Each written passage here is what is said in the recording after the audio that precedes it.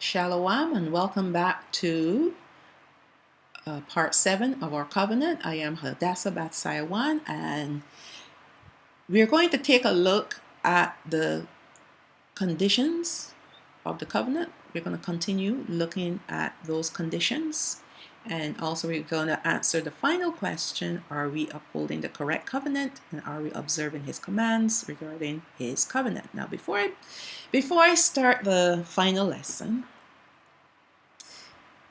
there's inside of me, my spirit, my heart, my mind is in high alert. High alert. I love the brethren. I love my brethren. I do.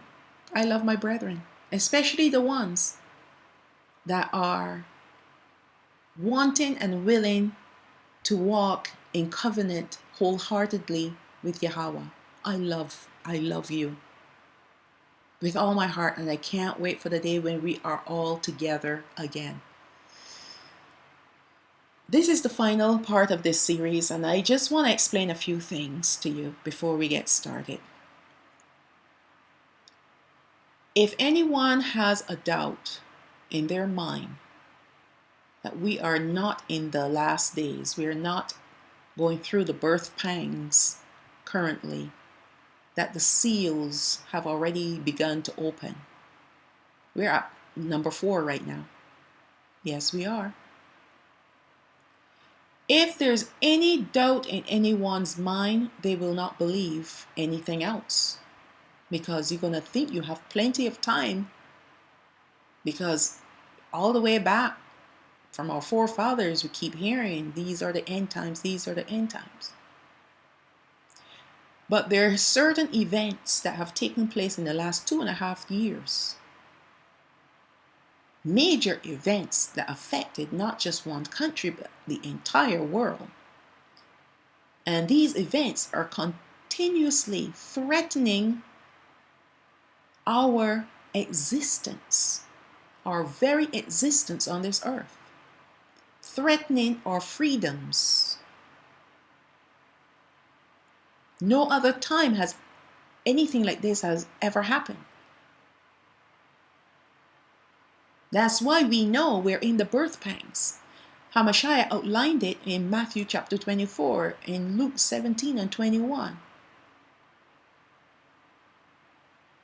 We see the evidence before our eyes.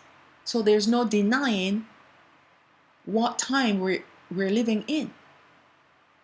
We're the last generation that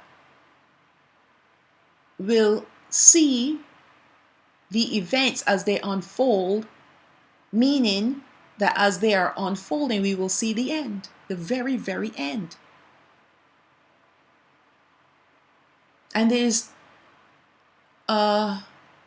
urgency in my heart pertaining to getting these messages out. So I'm going to ask your forgiveness if I come across a bit harsh, overly excited. I'm not doing it because I have grievance or hatred. None of that. I have none of that in me. None of it. I have an urgency. And I'm looking at the timeline, and I feel my time here is getting shorter and shorter every day. And there's much work to be done, much work to put out there to help you. It may not help you now, but it will help you later. Remember when we first went through the mandates and stuff, the lockdowns? People were looking for answers. They were searching, because all they saw before their eyes was fear. Fear of this, fear of that. And what people were looking for is truth and comfort. Now, his word, whether it is chastisement, correction, however which way you want to look at it, whether it is encouragement, his word is encouragement. It doesn't matter if it feels like you're being chastised or corrected, it is still a form of encouragement. You know why? Because he only chastises whom he loves. If he loves you, he will chastise you. His word will pierce your heart, convict you. That's love. That's his love. So be encouraged. Don't turn away from it. Embrace it. And during that time, when the world was in a redout all around the world where nothing was moving,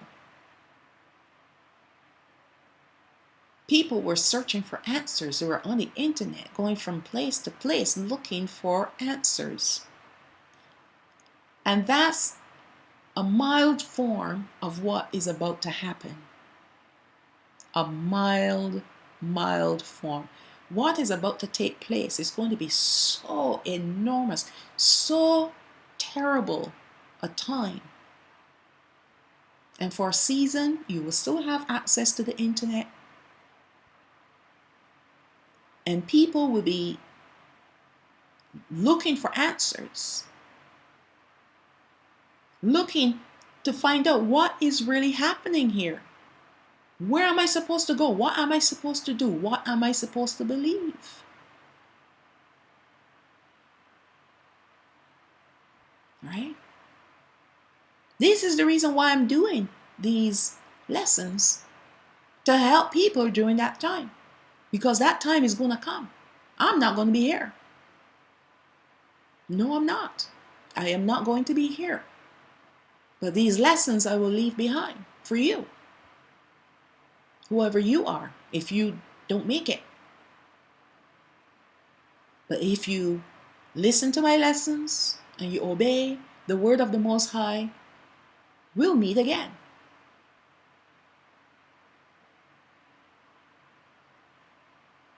But for the northern kingdom, especially those ones, you're going to want to find some answers and find them quick.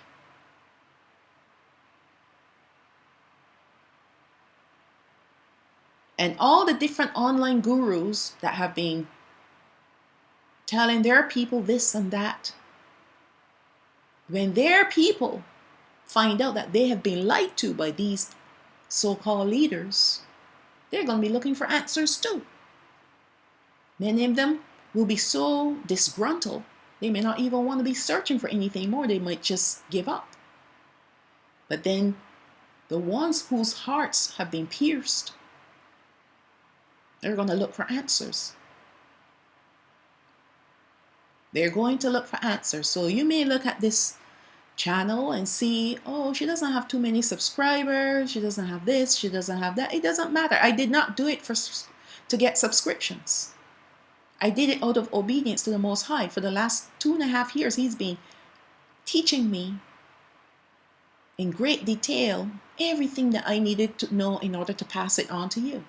You see, I'm first applying all of this to my life. And I'm walking in obedience to everything that I am instructing you. And He didn't want me to start the channel 2 years ago, 2.5 years ago. In fact, even beyond that, I've been wanting to start an online channel. He keeps saying, no, there's much more that you need to learn.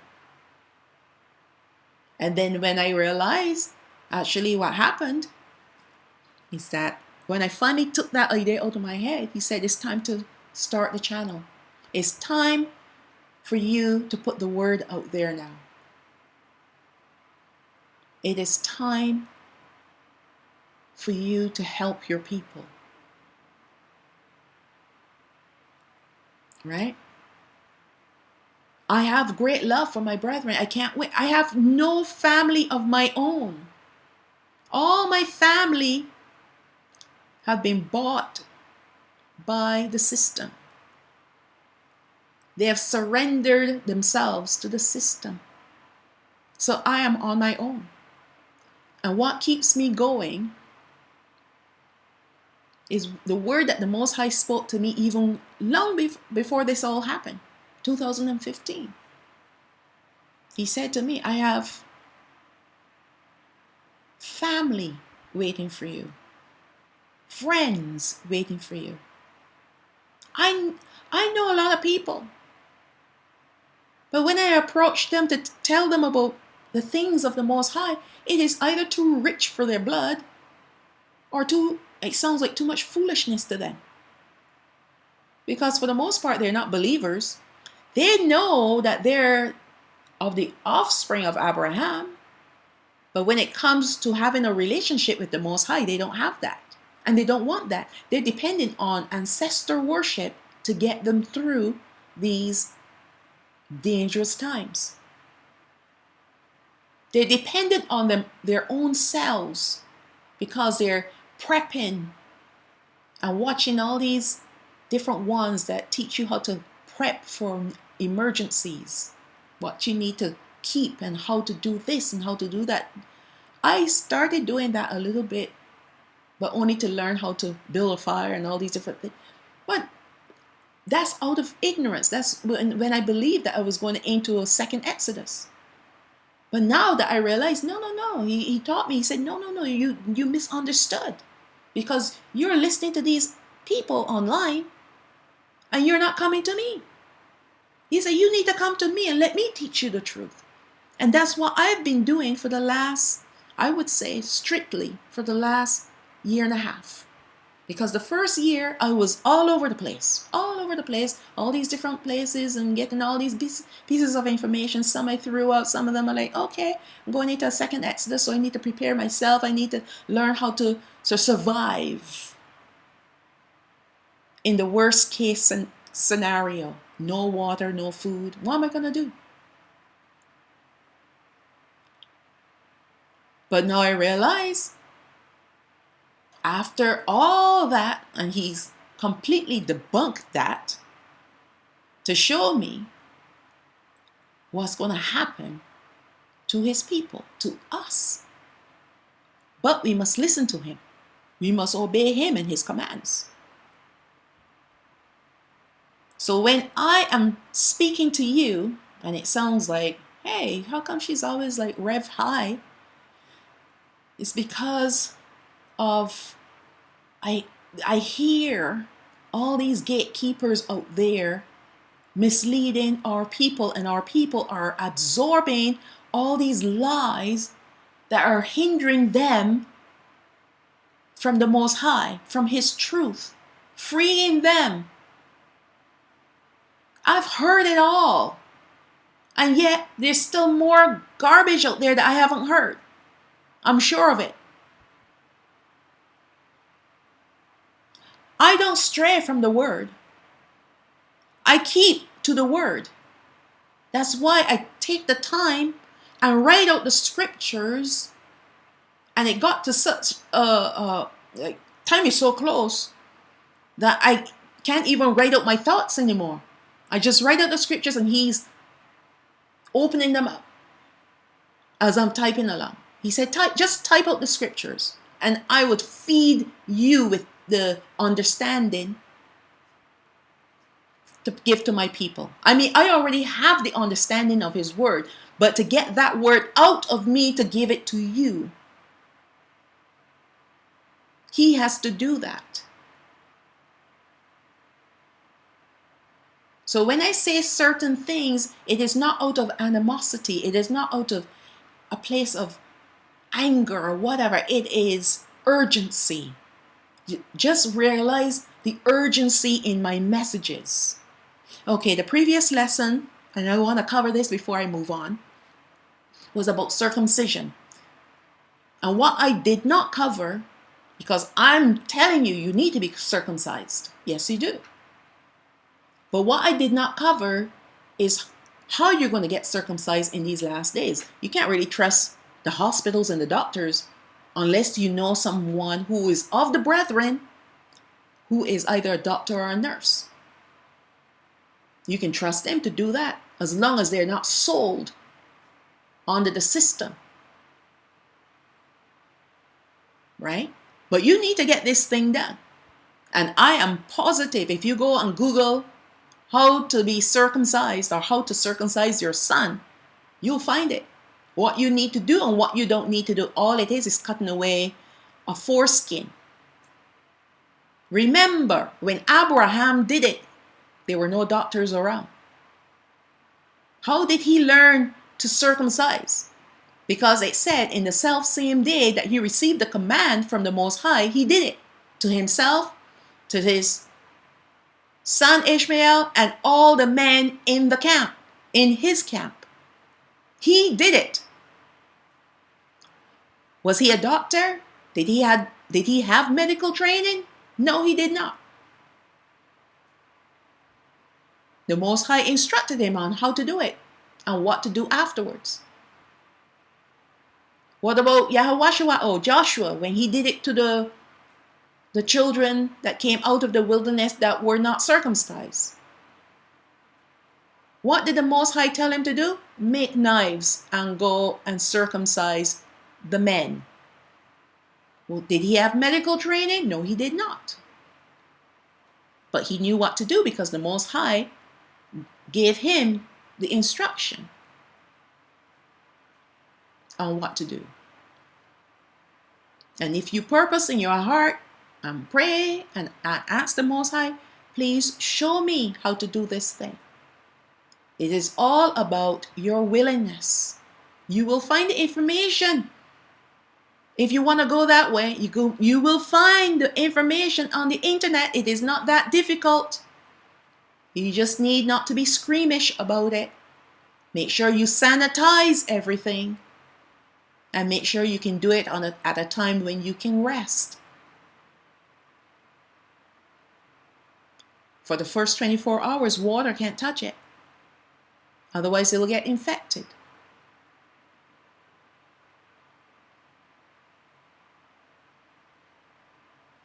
So therefore, I want to encourage you. You don't need a doctor to do this. You can do it yourself. If you're not squeamish. If you're squeamish, find a brethren that's not squeamish, then get him to do it for you.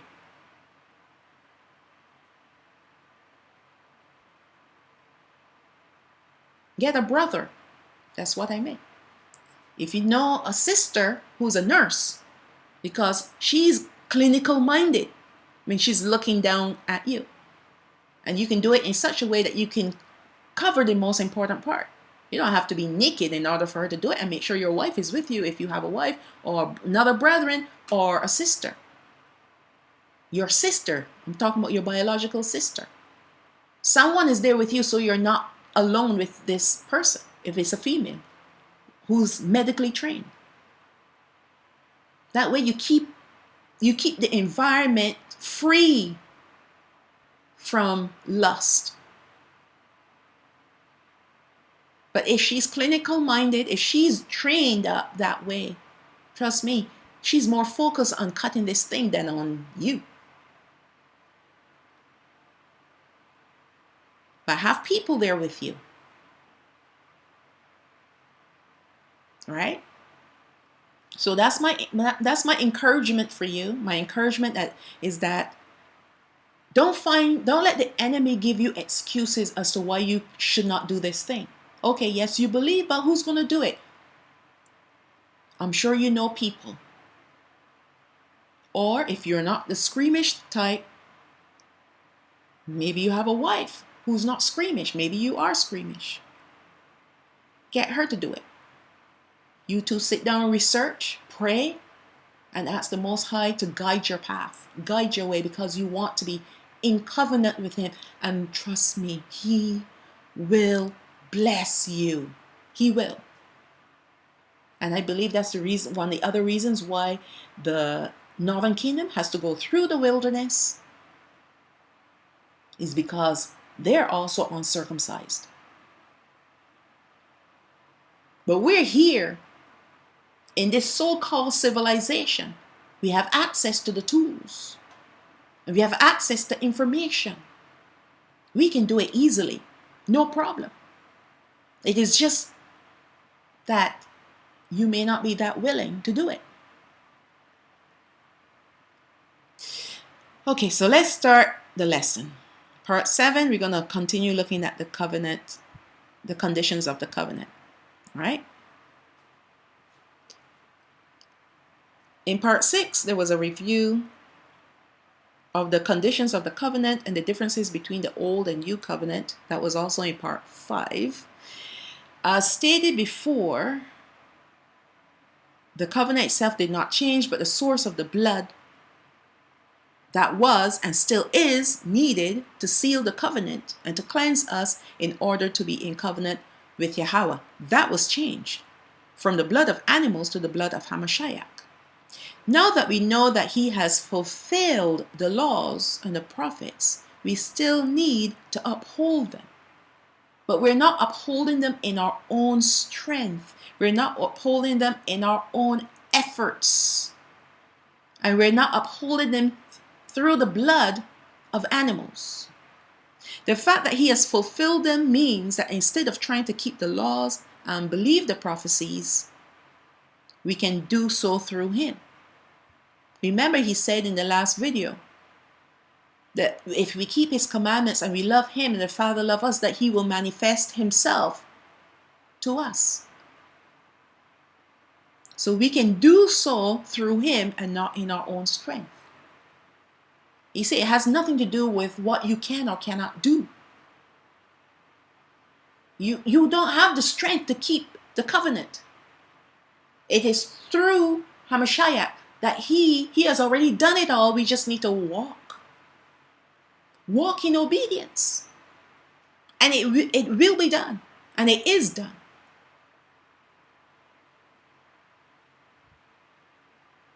The covenant between Yahawah and Yashraal was officiated over by Masha, who was their leader. He went up the mountain for 40 days and nights, 40 nights, to receive all the laws, commandments written on 2 tablets of stone. So the 10 commandments were written on 2 tablets of stone. The statutes and the judgments as well were given to him to maintain righteousness in the camp and holiness in the camp. He also received the instructions for making the tabernacle and its furnitures, the rituals for cleansing the people, for sacrificing, and many other things he was instructed in to pass on to the children of Yashraal. These were all the conditions of the covenant so that the people can be cleansed and made holy, and Yahawah can come and dwell in their midst in the tabernacle. So the covenant, the essence of the covenant is that he is Allah Hayam to us, and we will be his people. He will come and dwell in the midst of us. The covenant was and still is that they and we are to obey to obey all of his commandments. Typo. He will be our Allah Hayam, and we will be his special people, his peculiar treasure above all other nations, his holy nation, his royal priesthood. This is who we are to be to him when we are in covenant with him. No other people did he covenant with in the past, or no other people was he covenanted in the past, neither will he be in the future. Will he be in the future be covenanted with any other people except Yashraal? So in the past he was not covenanted with anyone else but Yashraal, and in the present and future there's no other people that he will extend his covenant to except Yashraal. We're the only people that he is covenant with. Now you may ask the question, what about those people that are not of Yashraal that will receive part of our inheritance? They have to do the same things that we have had to do. They have to be circumcised, and they also have to keep his commandments. But they are there to serve us. But we are the ones who are covenanted with him, and we will serve him, and they will serve us. We're the chosen ones, chosen long before we were a twinkle in our mother's eye. Yet only those who choose to be in covenant with him will be his and be gathered unto him. So I went through a few of those things about the conditions and the token, which is the circumcision. The Barayah, which is the book of Deuteronomy, chapter 7, verse 6. For you are a holy people unto Yahawah Alahayak, which is Yahawah, your Alahayam, singular, personal. Yahawah Alahayak have chosen you to be a special people unto himself, above all people that are upon the face of the earth. Yahawah did not set his love upon you, nor choose you, because you were more in number than any other people, for you were the fewest of all the people. But because Yahawah loved you, and because he would keep the oath which he had sworn unto your fathers, have Yahawah brought you out with a mighty hand, and redeemed you out of the house of bondage from the hand of Pharaoh, which is Pharaoh, king of Mitzrayim, which is Egypt. It's all about covenant with the Most High. When he made a covenant with our forefathers, that was extended to us. To them first and now to us. Verse 9. Know therefore that Yahawah Alahayak, he is Alahayam, the faithful Alahayam, who keeps covenant and mercy with them that love him and keeps his commandments to 1,000 generations. So once we are in covenant with him, are we going to have 1,000 generations? Well, we have 1,000 years reigning with Hamashiach. And if a generation is about 100 years, of course, 1,000 generations. Or 1,000 generations. Yeah, 1,000 generations. Verse 10. And he repays them that hate him to his face to destroy them. He will not be slack to him that hates him. How do you prove that you hate him? When you disobey his commandments. He will repay him to his face. He will cause his wrath to fall upon that person. And then they will be cast into the lake of fire, along with Satan and his fallen angels and all the different wicked ones in this earth and under this earth. Verse 11. You shall therefore keep the commandments and the statutes and the judgments which I command you this day to do them. Wherefore it shall come to pass, if you hearken to these judgments and keep and do them, that Yahawah Alahayak, your Alahayam, singular, personal, shall keep unto you the covenant and the mercy which he swore unto your fathers. If you keep your end of the bargain of being obedient to him, he's going to keep to the end of his bargain, which is to protect, provide, and dwell with us. Verse 13. And he will love you and bless you and multiply you. These are the perks of being in covenant with him. He will bless you. He will love you, and he will cause you to multiply. And not only you, but everything that you own will be multiplied. The land even itself will be multiplying its fruits for you. Let's read on. He will also bless the fruit of your womb, and the fruit of your land, your corn and your wine and your oil, the increase of your kine, which are your cattle, and the flocks of your sheep in the land which he swore unto your fathers to give you. We still have a land, but we are the only people that have been dislodged from our land. And yet there are other peoples that claim that they are us living in our land, bringing all manner of pagan worship there. We're the only people that don't have a land. The Africans have their land, named Africa. The Chinese have their land, called China. The Japanese have their land, named China, called Japan. When they leave Japan and they go to America, they're still considered Japanese. That's who they are. They're from the land of Japan. We're the only people that don't have a land. We're not Africans. We passed through Africa and went there to hide because the Africans look a lot like us, somewhat like us. But Africa is not our land. But we are a people and we have a land.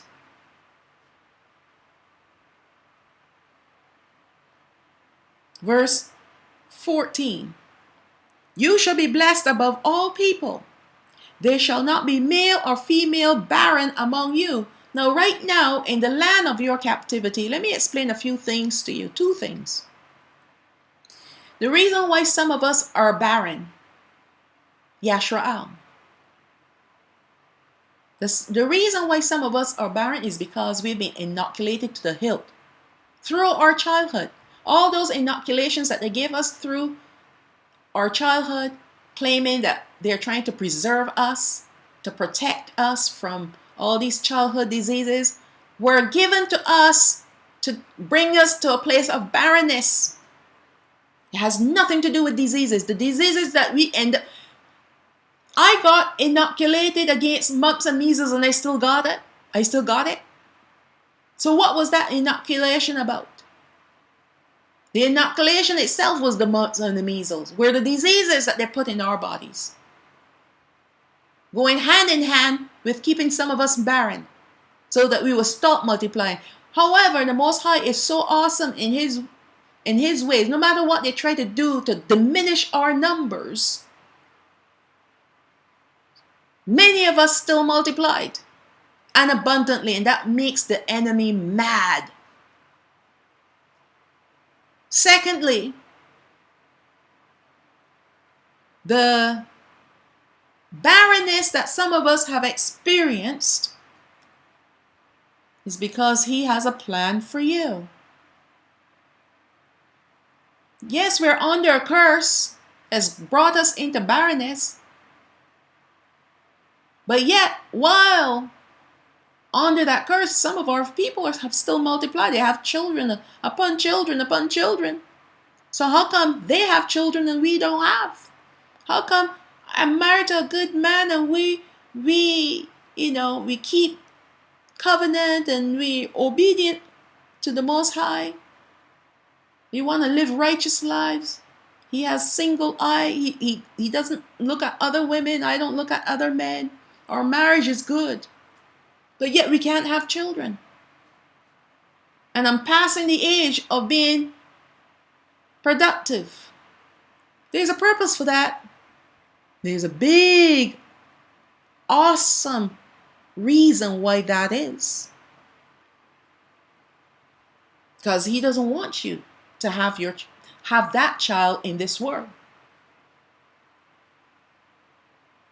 So the first reason is because the powers that be they made some of our people barren by putting diseases and whatever else in those vials. And the second is because the Most High doesn't want you to have your children here. And there's a reason for that too. And if I ever get to it, and I'm praying that I do get to do that lesson, that you will see why that is. But if I don't, he will reveal it to you. But know this, when he gather us, the righteous remnant, there will be no barrenness amongst us anymore. All that will be rolled away. So there shall not be male or female barren among you or among your cattle. And yes, men can be barren too. Oh yeah. What they call it? Shooting blanks. Verse 15, and Yahawah will take away from you all sickness. I was in a Pentecostal church many years ago. And I have to tell you, all our people, I'm speaking of the Negro ones, every single one of them had diabetes. The older people, the older ones. Not talking about the young ones, the older ones. Every single one of them had diabetes. That was the most, I couldn't believe it. I'm like, these people are serving their God, their gods, all these years, and they have diabetes. And then it doesn't stop there. They go take medication for diabetes. Now they have high blood pressure. They take medication for that, and then they have another problem, and another problem. Pretty soon, they have this huge amount of medications that they're taking. And by the way, medications is pharmakia, which is witchcraft. And that's the reason why they have to be taking all these medications, because once you take one, it's going to throw your body off balance, because you're putting chemicals in your body to try to heal a problem that you can heal naturally if you would just eat properly, if you would just eat healthy foods. But you believe that the doctor is working on your behalf, but the doctors aren't working on your behalf, because if that doctor really cared about your health, he would look at what you're eating and tell you need to take all those foods, those highly sugared foods.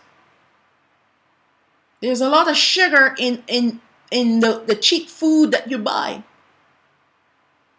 The packaged food, the highly processed foods, full of chemicals. We're used to be a people that ate from the ground, potatoes and yams and nettles. And suddenly now we have supermarkets with all these processed foods, full of sugars, high fructose sugar that comes from corn. High fructose corn syrup, yes, that's what it's called. Comes from corn, processed corn that is genetically modified. And all that is going into your system. Not to mention the soy that they've incorporated into the foods as well. And then you wonder why your body is behaving this way, and you go to the doctor and he gives you medication. And what does the medication do? Create more problems. It may seem like you're resolving that one problem, but trust me, you stop taking that medication for diabetes, your blood sugar is gonna go up through the roof, because you have not changed what you're eating. You're still eating a lot of bread, a lot of simple carbs that are turning into glucose into your system. And you're not purging yourself. Back in the day, as a child growing up, my grandmother used to purge me every year. But you're not purging your system. You got a lot of old stuff in your intestine that's creating more problems for you. Because in your intestine, you have the good bacteria that needs to do its work. But when it's overwhelmed with candida, which is the bad bacteria, that's the problem that's ricocheting throughout your whole body, even right up to your brain. That's why you get that foggy brain feeling, that sluggishness. All these things the Father taught me over the many years when I was running to the doctor for this problem, running to the doctor for that problem, and all they're doing is giving me medication, and the problem is not going away. But when He started teaching me about eating healthy, to restore the flora in my intestine and to keep my body clean. Eating clean. But people don't want that. No, they don't. They want to continue eating the garbage because it's cheap to buy. 10 corns for $1. Remember back in the day, people used to get excited when they see 10 ears of corn for $1. And they used to get excited about that, not knowing that that was genetically modified corn. And they had lots and lots of it to feed the people. And that happened to be us. And so we have a lot of sickness amongst our people. A lot of it. Moving on to still 15, verse 15. He said, let's start from the beginning. And Yahawah will take away from you all sickness and will put none of the evil diseases of Matzorayim, which you know, upon you, but will lay them upon all them that hate you. Leviticus 26, chapter 1. You shall make no idols nor graven image, neither rear you up a standing image, neither shall you set up any image of stone in your land to bow down to it. For I am Yahawah Allah Hayakam. This means your Alahayam plural. This is the congregation now that he's speaking to. Verse 2, you shall keep my Shabbathawath, which means my Sabbaths, plural, and reverence my sanctuary. I am Yahawah. So he's extending to them all the different things that they need to keep in order to be in covenant with him. Verse 3, if you walk in my statutes and keep my commandments and do them, then I will give you rain in due season. Do you know how important rain is? And the land shall yield her increase. When we are disobedient, he withholds the rain. And it's like trying to plant, trying to sow in a land that is made of brass. He makes the land brass, and then you sow, and it doesn't reproduce much of anything.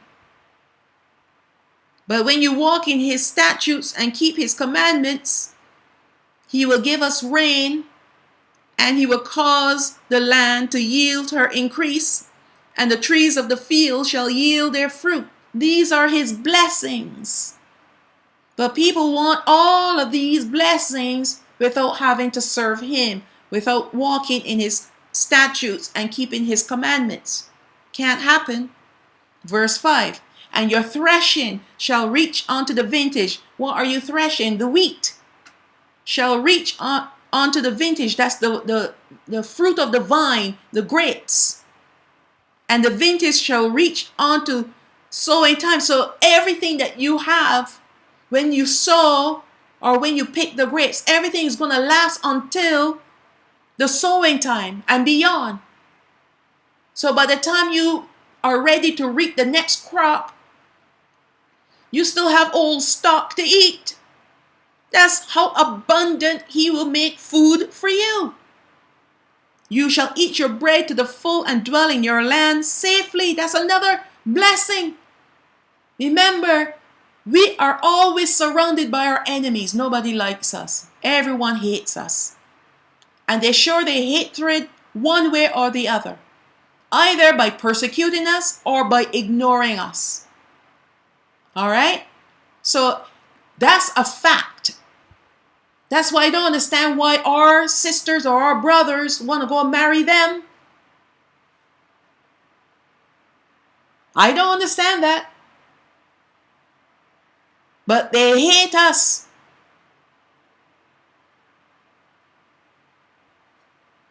Verse 6, and I will give peace in the land, and you shall lie down, and none shall make you afraid, and I will rid evil beasts out of the land.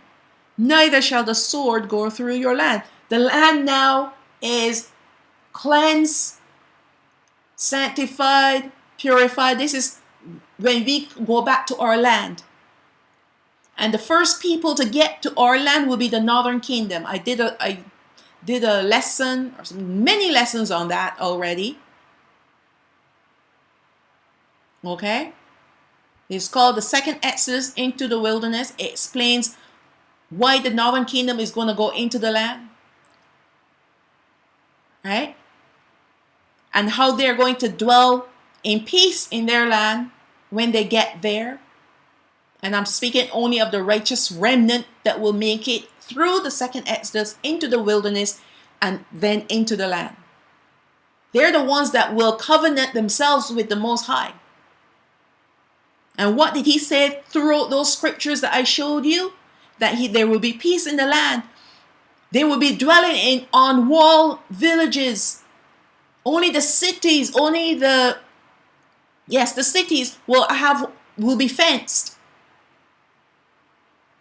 And he said over and over again, and none will make you afraid. And then all these different armies came against them. As a matter of fact, it was the Most High that drew them in. He said he put the bridle in the horse's mouth and turned them towards the land of Yashrael. He wanted them to try to invade Yashrael. He was the one who turned them around. Told them to gather. Come against my people. Because they're living large while you're suffering out there in your lands. Because I'm passing judgments on you. Then he said, you will lie down and none shall make you afraid. That's what happened to the northern kingdom. Once they were in the land, that was it. Nobody can touch them. They didn't even have to suit up for war. They didn't have to get into battle array against these people. It was the Most High that fought the war for them. And he said, and I will rid evil beasts out of the land. Neither shall the sword go through your land. There's no war coming to that land anymore ever again. Once it is cleansed by the two prophets, which we know is Yahawah and Masha. Yahawah and Aliyah, not Masha. Yahawah, which is Enoch, and Elijah, which is Aliyah. They're the two prophets that are coming back to bring prophecies of judgment against the people in that land right now and for the rest of the world. Because blood must be shed in that land to cleanse it. Because innocent blood was shed. And all the things that they did to us is going to happen to every single one of them. And even the wars that are coming, the armies that are coming to bring war into the land at that time when the northern kingdom is dwelling there in safety and in peace. And the Most High caused them to turn their own swords against each other and slaughter one another. Then he calls on the birds and the animals to come and feast on them. And the reason why he did that is because they did it with us. They did it with our people. So everything that they have done to us, the Most High is going to remember and cause it to happen to them. Let's move on. Verse 7. And you shall chase your enemies, and they shall fall before you by the sword. And 5 of you shall chase 100. Now this is when we're in covenant with him. The enemies will try to come and take us down, but hey, they can't. They won't be able to do it. You shall chase your enemies, and they shall fall before you by the sword, and 5 of you shall chase 100, and 100 shall put 10,000 to flight. And your enemies shall fall before you by the sword. They're the ones that are going to die. The Father is going to release his angels, his warring angels against these people, because they're going to be warring side by side with you. And I'm speaking specifically of the northern kingdom, because we know the enemy is going to try to come out against them once they hear that they're heading into the wilderness.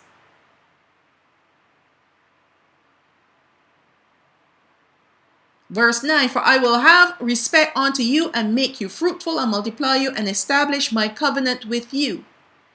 And you shall eat old store and bring forth the old because of the new. So you'll never run out of food. And this is what is going to happen to us when we're walking in his commandments, that all these things these are the things that he will do for us. And especially in these last days, we're not going to war anymore.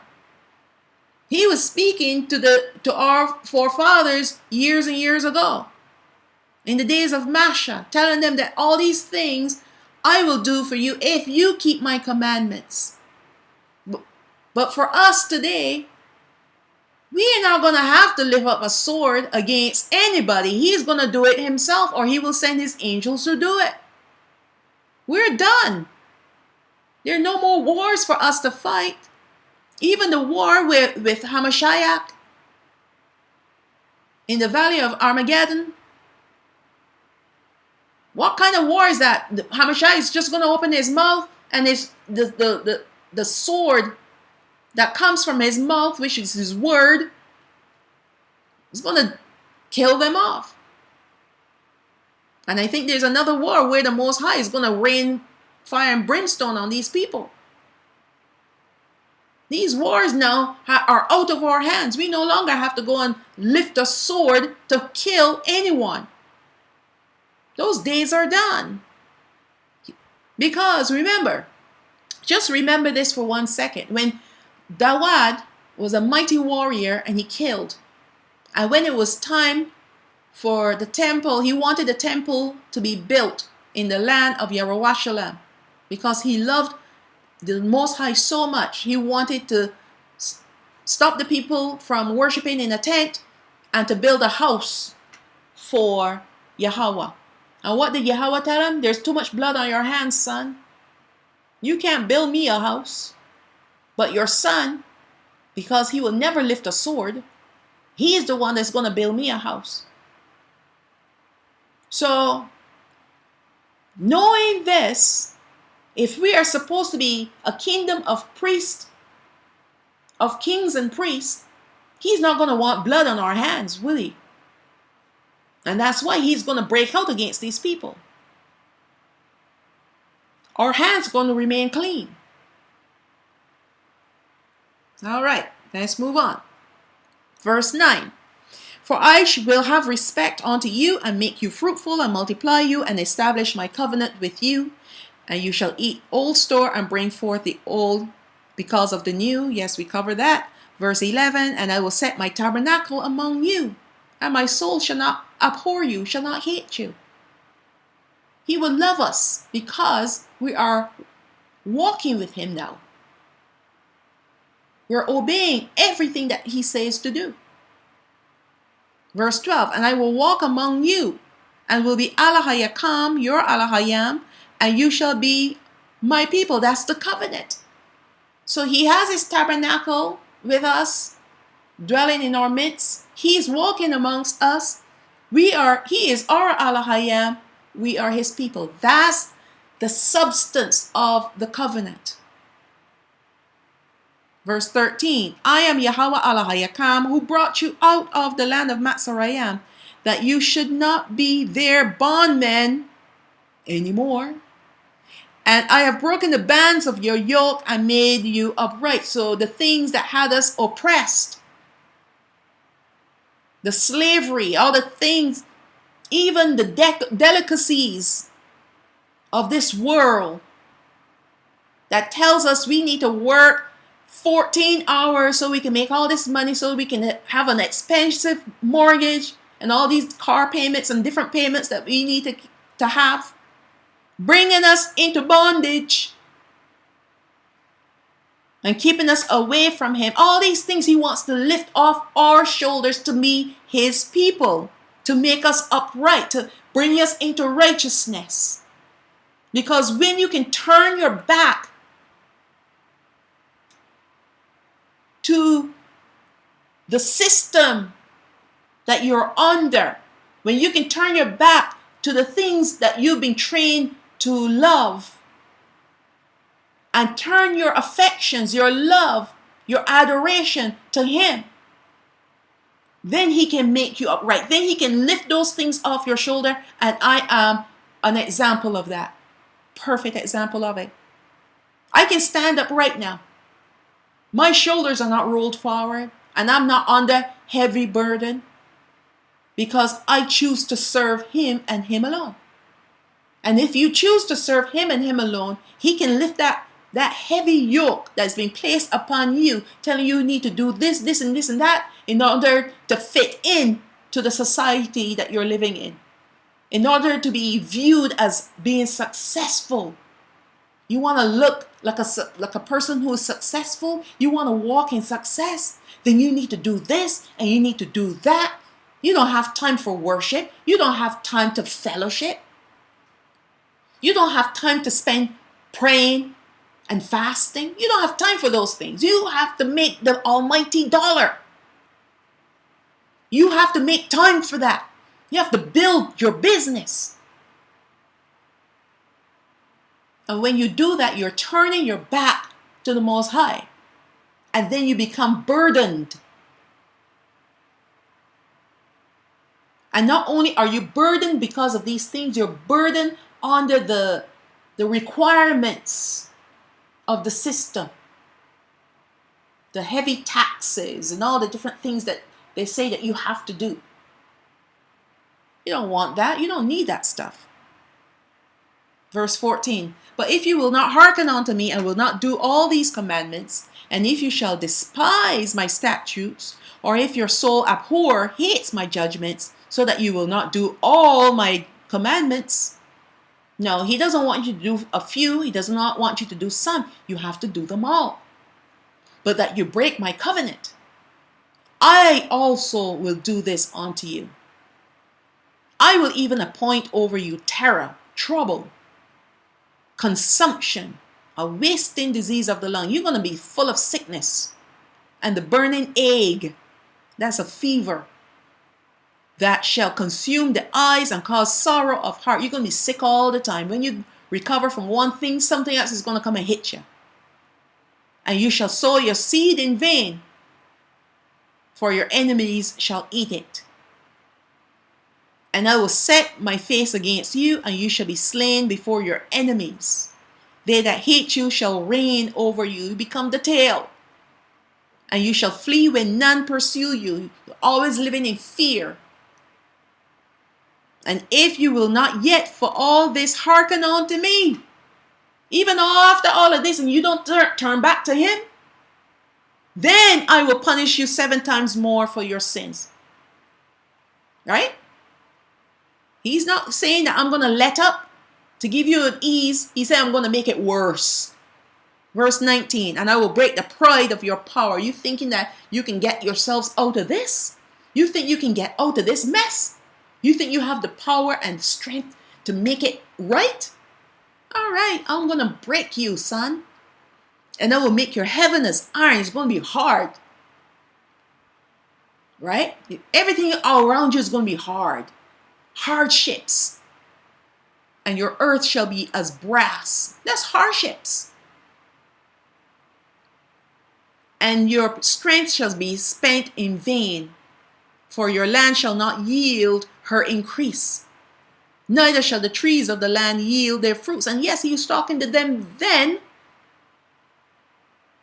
The heaven as iron, no rain, the earth as brass, very hard, not able to penetrate, nothing can penetrate it, and nothing will grow out of it. But for us today, it's speaking of hardships. And all the things that we do will not yield an increase. Your pockets are going to have holes. Every time you put $1 in, you lose it. It's gone. It disappears. It vanishes. It disintegrates. You can never have enough money. You're always in need. You're always lacking. Working from paycheck to paycheck, hand to mouth. Can't make it. You watch the other people's, right? How they can start from nothing and build an empire, and you can't do nothing. I've seen this in my own country many, many years ago as a child growing up. These people would come from their country with one suitcase selling material, cloth, from door to door. Within a matter of years, they got a little one-door shop downtown. And from there, they expand and expand till they can have an empire.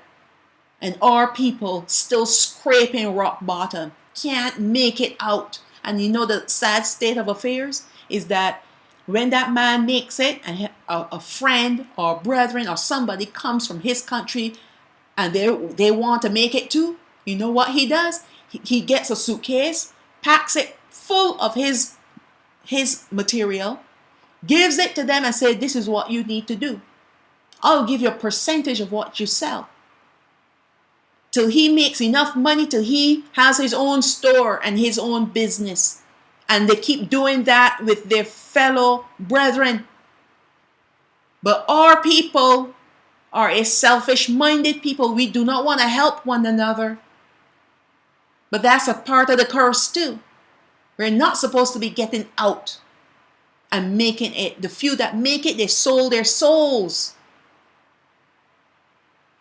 That's the only way you're going to make it in this world, is if you sell your soul.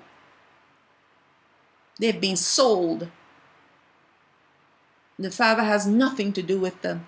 We got to sit under this curse. We can't work our way out. We have no strength to work our way out of it. We got to sit under it until it is over. And it is over, but still many are under the curses, because they're still disobedient. They're still not wanting to obey his commandments. They're still looking for excuses. Verse 21.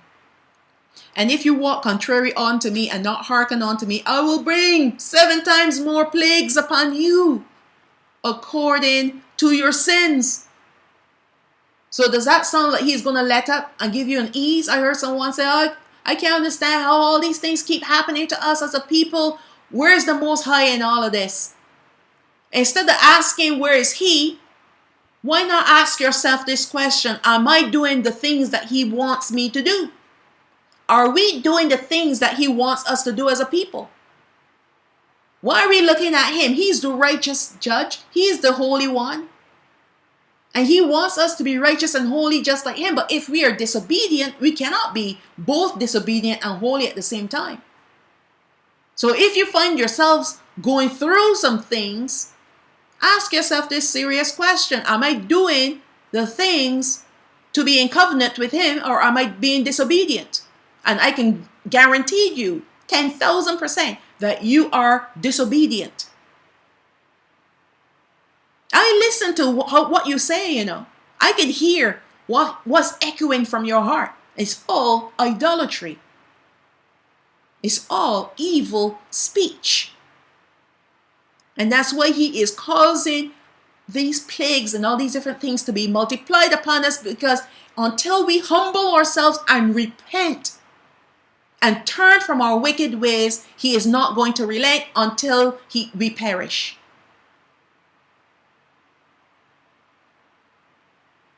Verse 22, I will also send wild beasts among you, which shall rob you of your children and destroy your cattle, and make you few in number, and your highways shall be desolate. And if you will not be reformed by me, by these things, if these things don't bring an attention to you or an alarm to you, and fear that I am causing these things to happen to you, but will walk contrary unto me, then I will also walk contrary unto you, and will punish you yet 7 more times for your sins. And that's the 3rd time he said that. 7 more times. When those 3 Hebrew boys, those 3 boys from Yahawah were thrown into the fire, what did the king say? Heat it 7 times hotter.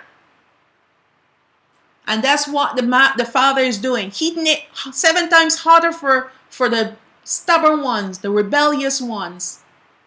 And not only speaking of the people then, he's speaking to us now. Look at what's happening in the world today. Look at where our people are. A lot of them believe the lies and have submitted themselves to the system. They don't want to hear anything that anyone is telling them. As a matter of fact, they come against us.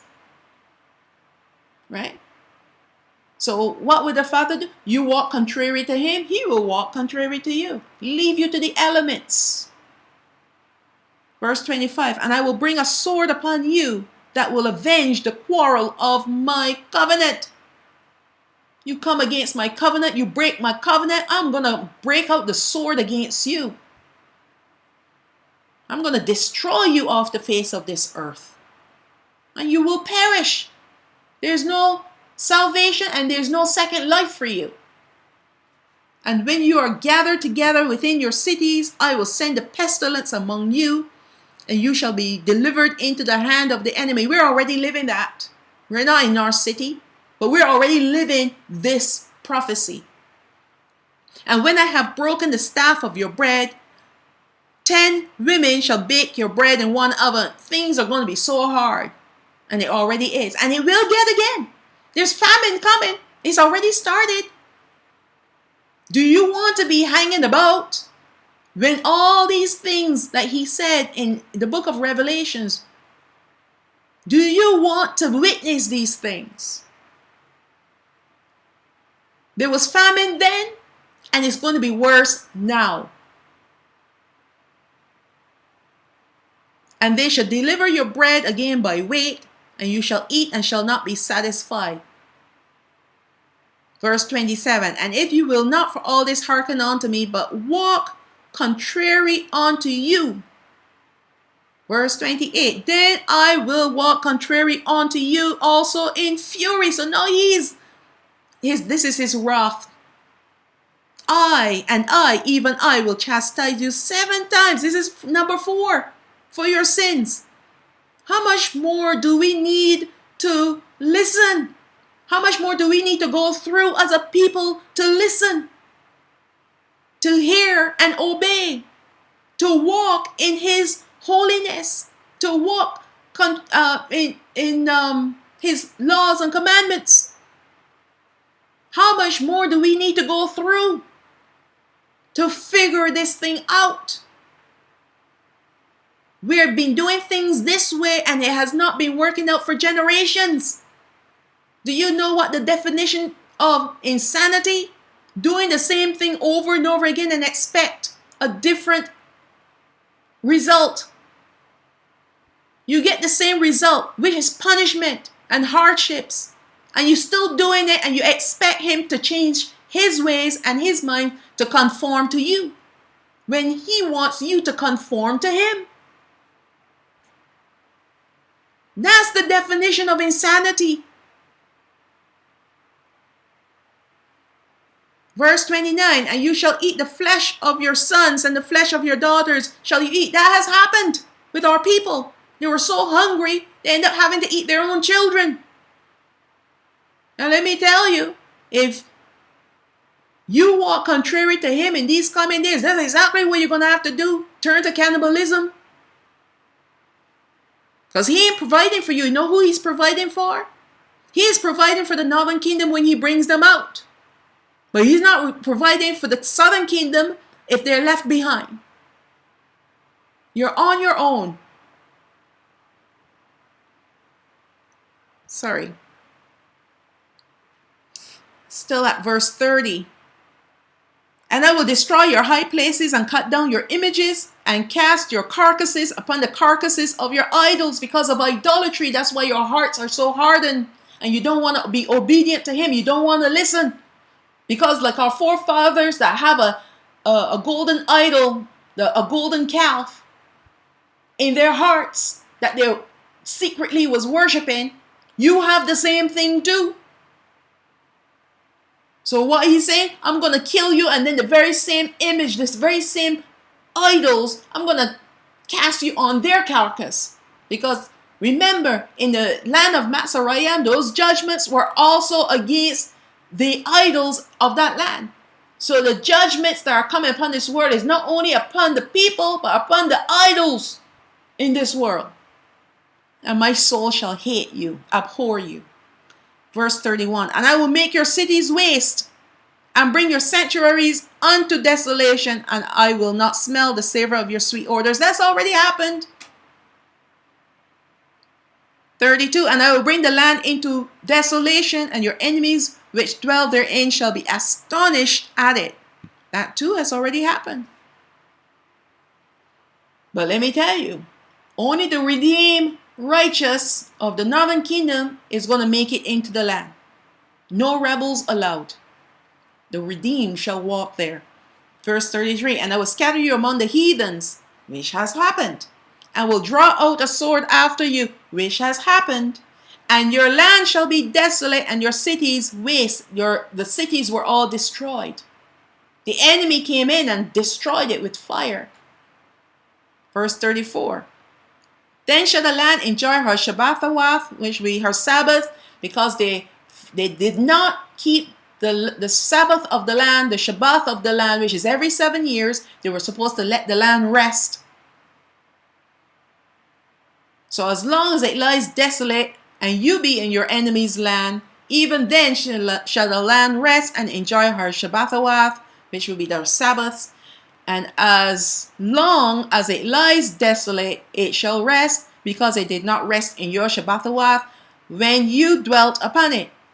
And upon them that are left alive of you, I will send a faintness into their hearts in the lands of their enemies, and the sound of a shaken leaf shall chase them, and they shall flee as fleeing from a sword, and they shall fall when none pursues them. So they're going to fall on their own sword. They're going to be running from the troubles that are coming for them, and you're just going to perish.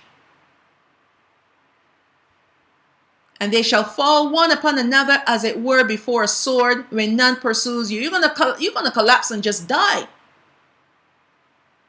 The enemy doesn't even have to pursue you. The fright of it all is going to come after you, because you don't have the peace that comes with being obedient to Yahawah. You will always be living in fear and in fright and in terror. And you're going to be running hither, thither, and yon, till eventually you collapse and die. And he will not even look at you. The Most High will not be looking at these people, because they are rebels in the heart. And they've been disobedient. They will not listen. And you shall have no power to stand before your enemies. Satan, listen, what's coming down the pipeline? Once the southern kingdom is gone, once we are taken, once we are regathered and taken, there will be few that will come around. Many will remain stubborn and stiff-necked, just like their forefathers. And Satan and his armies are going to come out against them. That's why in the book of Daniel it says that he will prevail, and they prevail against the saints and be successful. He's going to come out against the people. In the book of Revelations, after he couldn't get the woman flees, which is a type and shadow of the southern kingdom. When she is taken, he's going to come after her seed, which means her tribes. The ones that were left behind, even the ones that changed their hearts. He's coming out with a vengeance against them, and he's going to slaughter them. And like I've said this before, and I will say it again, if you're left behind and you have a change of heart, do not be afraid of death. Be martyred, because you will live again. But if the ones that are stubborn refuse to repent and humble themselves before the Most High, they're going to perish, and they're going to end up in the lake of fire. And many of our brethren are going to go that way.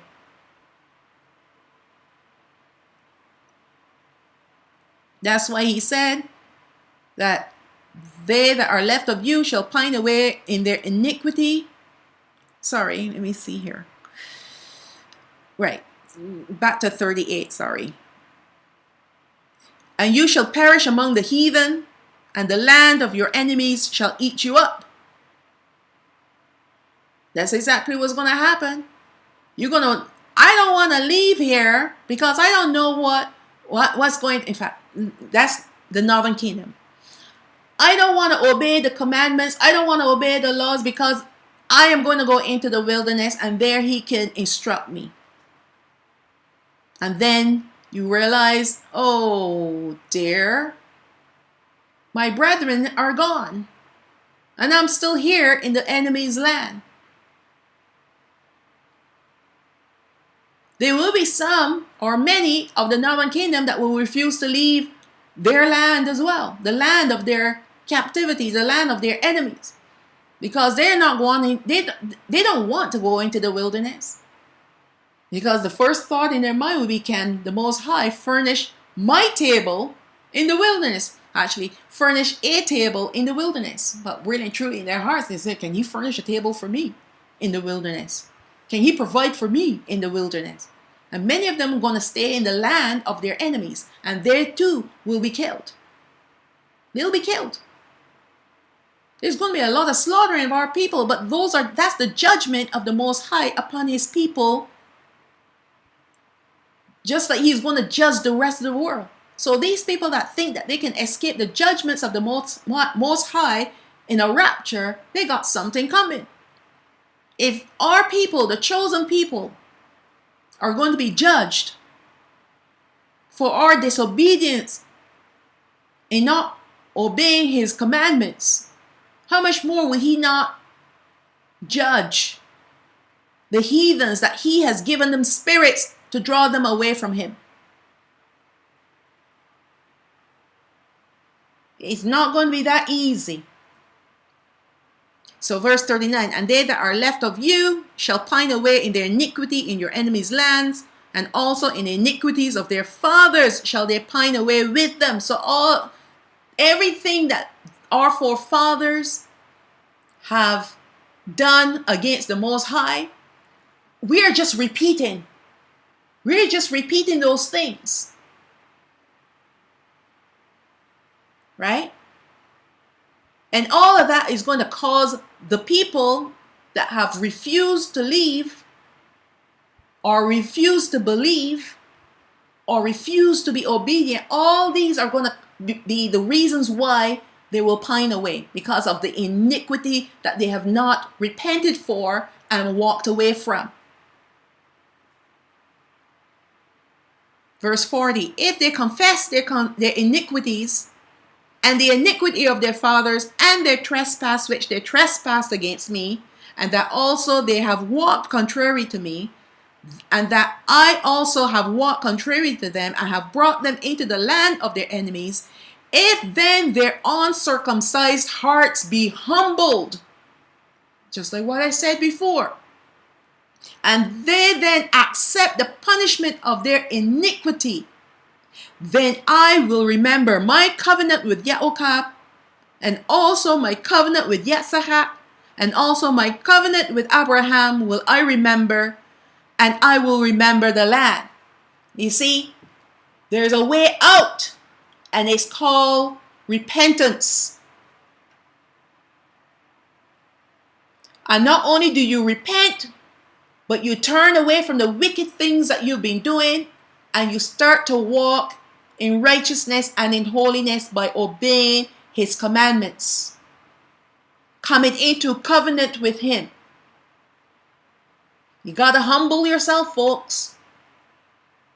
All this pride about, yeah, you don't want to be wrong. You're wrong and strong, right? You don't want to humble yourself, but you still want the Most High to accommodate you. He does not accommodate sinners. He does not accommodate rebels, stiff-necked people. He does not accommodate them. Verse 43, the land also shall be left of them, and shall enjoy her Shabbathawath, while she lies desolate without them, and they shall accept of the punishment of their iniquity, because they despised my judgments, and because their soul abhorred my statutes. And yet for all that, when they be in the land of their enemies, I will not cast them away, neither will I abhor them. So this is the key for him to return to us, is that we have to go back and do the first works that we've done before, which is to keep his laws, his judgments, and his commandments and his statutes. But how do we do that? We have to believe in Hamashiach and love him and believe everything that he has done for us. Now we can walk in the new covenant because of Hamashiach and the blood that he shed on behalf of us, because his blood also atones us. We repent of the iniquities that we have done, the sins and the trespasses that we have done, and the sins and the trespasses and the iniquities of our forefathers. We repent of them. And that's why even now that we are in the lands of our enemies, he will not cast us away, because now we are in covenant with him. We are now being shielded and protected. Neither will I abhor them to destroy them, for I am Yahawah Alahayat, and that's still 44, the ending part of that. 45. But I will, for their sakes, remember the covenant of their ancestors, meaning our forefathers, whom I have brought forth out of the land of Matzorayim in the sight of the heathen, that I might be their Alahayam. I am Yahawah. These are the statutes and judgments and laws which Yahawah made between him and the children of Yashrael in Mount Sinai by the hand of Masha. And those are still available to us today. We still have to do these same things. It doesn't change. Like I said many times already, the only thing that have changed is the blood. Instead of the blood of the animals, we have the blood of Hamashiach. We have to go in the way of Hamashiach. He said, I am the way, the truth, and the life. No man can come to the Father except through me. He said, I am the way. He said, I am the door. I am the good shepherd. He is the high priest forever. He is the lamb that was slain from the foundation of the earth. How can you deny Hamashiach when you need him more than anything else in order to not have to face the wrath of Alahayam, of Yahawah? You're under the wrath if you're not under Hamashiach.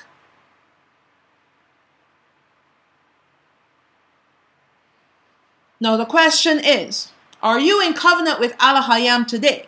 And which covenant, the old or the new? Many people want to be, they say they're in covenant with Alahayam, but they do not respect, or neither do they believe in Hamashiach. So there are new vessels trying to hold up, trying to be filling themselves with old wine. Many of our brethren are waiting for the second exodus into the wilderness to be in covenant with Alahayam, but there are two problems with this idea. The second exodus is not for the southern kingdom of Yahawah, only the northern kingdom of Yashrael. We have access. Yes, it's only for the it's only for the northern kingdom, right? And he is not going to bring the two tribes together, the two kingdoms together. So that's the second problem. I don't have it like outlined here. The first problem is the second exodus into the wilderness is only for the northern kingdom. The second problem is he has not brought the 12 tribes together as yet, and he will not allow the southern kingdom to be in contact with the northern kingdom, because we will kill each other. He has to weed out the rebels from amongst both kingdoms. And he's dealing with us individually. And then in the millennial reign with Hamashiach, he is going to put us as one kingdom, because all the rebels would have been weeded out, and only the righteous remnant will remain. So let's move on. We have open access to the new covenant for more than 2,000 years since the testator of the covenant died, and that is Hamashiach. So there are no excuses not to be keeping the commandments and be in covenant with Alahayam. He said, even in the lands of your captivity, you can still be in covenant with me. He said that. So even while we're in the land of our captivity, we can still keep covenant. You cannot choose what commandments are relevant, as they are all relevant even to us today. Every single one of them. If you choose what commandments you want to obey, and if you decide that you're going to change the commandments of Yahawah to tailor them to your lifestyle, you will be in great error and will face the wrath of Yahawah. Many are choosing to deny Hamashiach, thinking that their righteousness is sufficient to get them into the kingdom. They think that they are more than qualified to go before Yahawah without Hamashiach. They think their righteousness is better than Hamashiach. They think they have wonderful merits. Many are denying Hamashiach's existence, saying that he is a Roman plant, bringing themselves under the wrath of Yahawah. If you choose to deny Hamashiach and try to keep the covenant of Yahawah, you will be doing so under the old covenant. Hence the parable of Hamashiach will be fulfilled. So look at Matthew 9 verse 14. Then came to him the disciples of Yahawah, who is John, saying, this is John the Baptizer, why do we and the Pharisees fast often, but your disciples fast not? And Yahawah said unto him, can the children of the bride chamber mourn? Because that's what fasting does, is you're denying food and water, right? It's a time of mourning. As long can the children of the bride chamber mourn, as long as the bridegroom is with them? So while he was with them, they had no need to fast. But the days will come when the bridegroom shall be taken from them, and then shall they fast. No man puts a piece of new cloth onto an old garment, for that which is put in to fill it up takes from the garment, and the rent is made worse. The tear is made worse. So you mix a new cloth, new fabric with old fabric to create, to heal it, to make it whole again. And you're going to find that after a wash or two, the tear is made worse than before, because they pull away from each other. They are opposites of each other. One is new and the other one is old. Verse 17, neither do men put new wine into old bottles, else the bottles break. Fermentation. So the new bottles, because the wine is new and the wine is now or the grape juice is now fermenting and creating gases. Now, this is looking at it from a physical point of view, in order to understand the spiritual lesson that the Most High, the Hamashiach, is speaking to us. So you put the new wine in new bottles because the strength of the new bottles is there to withhold the gases. But you take that same bottle, now it's become old, and you try to put new wine in that bottle. So I made an error before when I called the person new. It is not the person new. It is the person, the vessel of the person, because they deny Hamashiach, they are old, and they're trying to live in the new covenant without Hamashiach. So that's the new wine. So I made a mistake there. Please forgive me. So the bottles, now you have a bottle that has been aged and used up, and you put new wine in that old bottle, and that wine, that grape juice starts to ferment and become wine and creating all the gases. Guess what's going to happen to that bottle? It is already weakened from the first use. Okay? So it's going to burst. So neither do men put new wine into old bottles, else the bottles break and the wine runs out and the bottles perish. So does the wine. But they put new wine into new bottles, and both are preserved. Now you notice he didn't say put old wine in old bottles. The whole lesson here was about the new wine and new bottles. So in order for you to become a new creation, you have to believe in Hamashiach so that he can atone you and make you new. He's the one who removes the oldness from you. So you become a new vessel. And now comes the Ruach HaKodesh, who is going to pour the lessons and the instructions that we need to keep covenant with Yahawah Al-Hayam under Hamashiach, because he has fulfilled those things. So the new covenant, which is under Hamashiach, he is the mediator of the new covenant. When we believe in him, we become new, and then we can be under the new covenant through Hamashiach. And that's how the new vessels, the new bottles, can be filled with new wine, and both are preserved. But if you're an old bottle, an old head, trying to keep covenant with Yahawah, it's going to destroy you. End of story. You're going to be destroyed.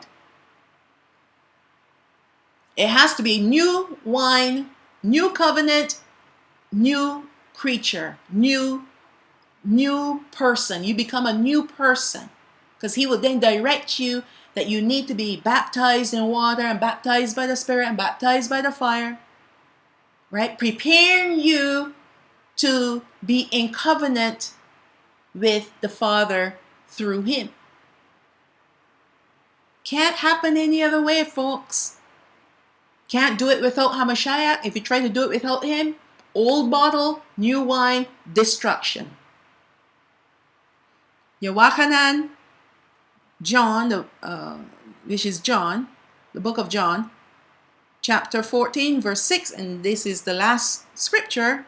Yahawah said unto him, I am the way, the truth, and the life. No man comes unto Ha'abba, which is the Father, but by me. End of story. There's no other way. Verse 7, if you had known me, you should have known my Abba also.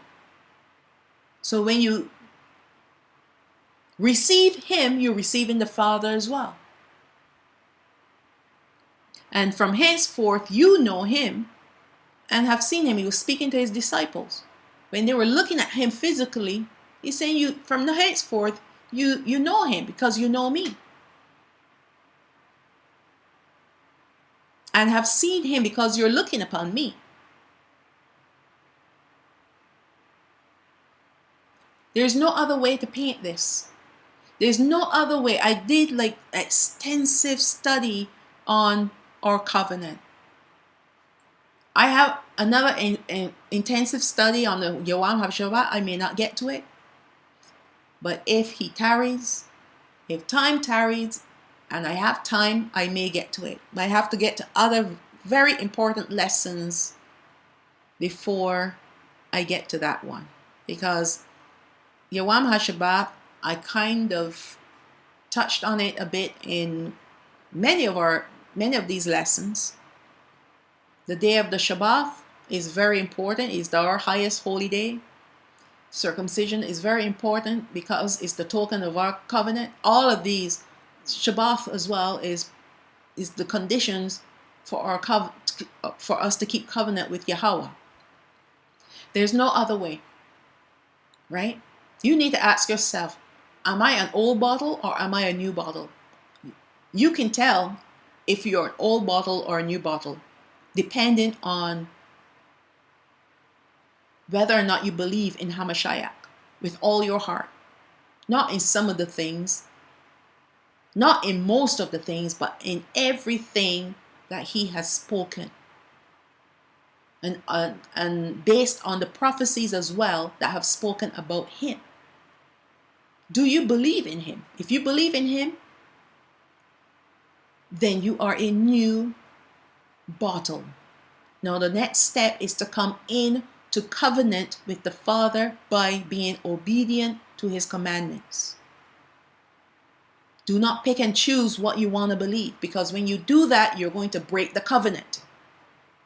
And it doesn't matter if you believe in Hamashiach, you've broken the covenant. And the Father's wrath is going to come against you. And it will prove that you truly don't love him. It's just lip service. We need to stop being like our forefathers and say all that Yahawah say we will do, and then don't do it. They said it 3 times before Masha went up for the 40 days and 40 nights. Actually, no. They didn't say it all 3 times. They said it at least twice. I think the 3rd time they said it after he came back with the 2nd set of the commandments written on tablets. But twice they said, yes, everything that he said that we will do. And he already told them what the commandments were. They weren't supposed to make any idols.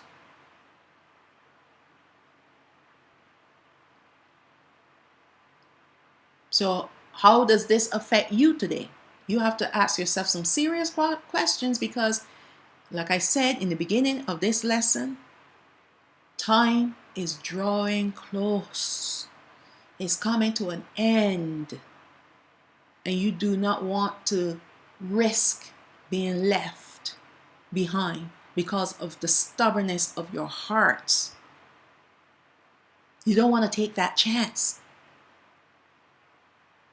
If you know, if you've been in the churches or if you've been churched and you've come out of the churches, you tried it their way. Then you find yourself under some ministry online and you tried it their way, and all these curses are still upon you. You're still struggling.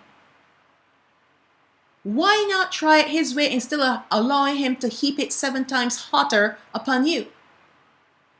And then you start to complain. Like, where is he in all of this? Where is he? Well, that's rebellion speaking, because you think you've done nothing wrong, and he's the one doing it to you, when in fact you're the ones who have turned your backs to him and walking contrary to him. So now you are left to the elements. Satan and his minions are having a field day with you. Resist the enemy and he shall flee from you.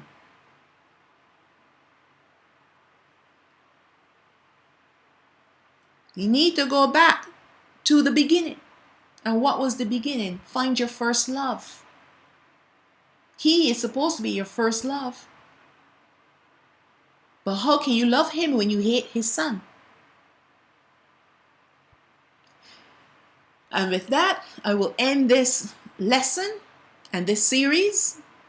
And I hope and pray with all my heart, with all my mind. I do pray for you every day, for the brethren, that those who have not come around will come around. And for the Northern Kingdom, when it's time for them to come around, that they too will come around. Because the hardships, the terror that is waiting for the rebels, for those who refuse to be obedient, is going to be so horrible. So horrible. And it's not the Father's heart that any should perish, but all come to repentance. But it is our disobedience that we perish, that our people perish. And why do you want to be disobedient? Because you still want to live the lifestyle that he does not want you to live. You want to live like a Gentile.